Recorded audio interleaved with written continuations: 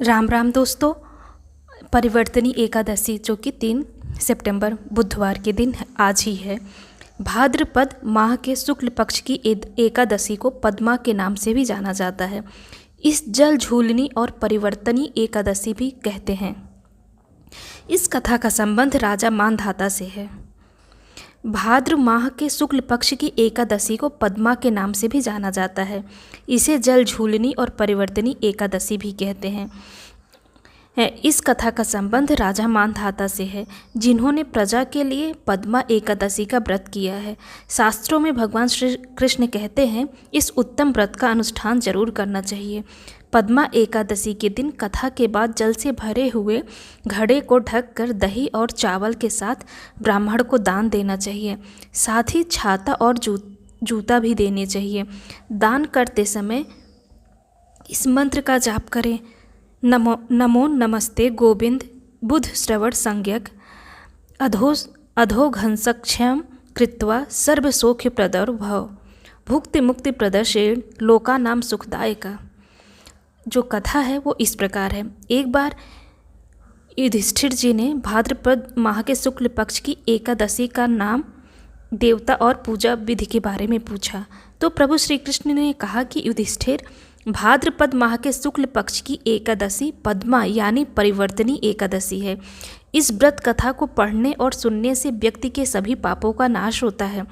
इस दिन भगवान ऋषिकेश की पूजा की जाती है।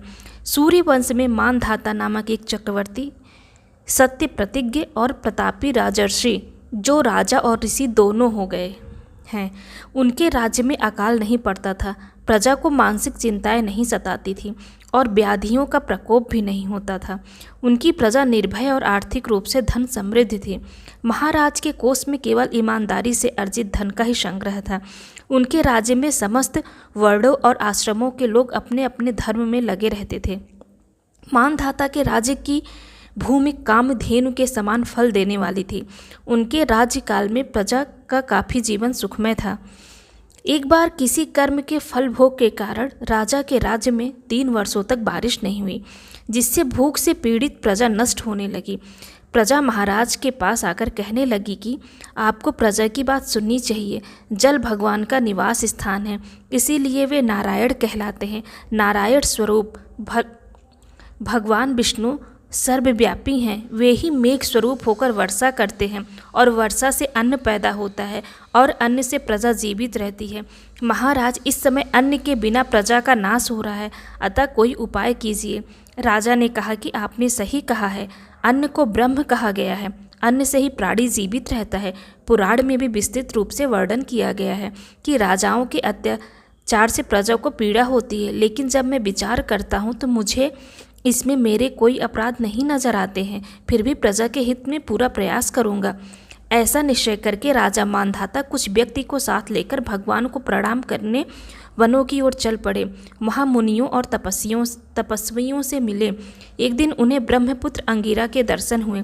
उन्हें देखते ही राजा ने दोनों हाथ जोड़कर मुनि के चरणों में प्रणाम किया।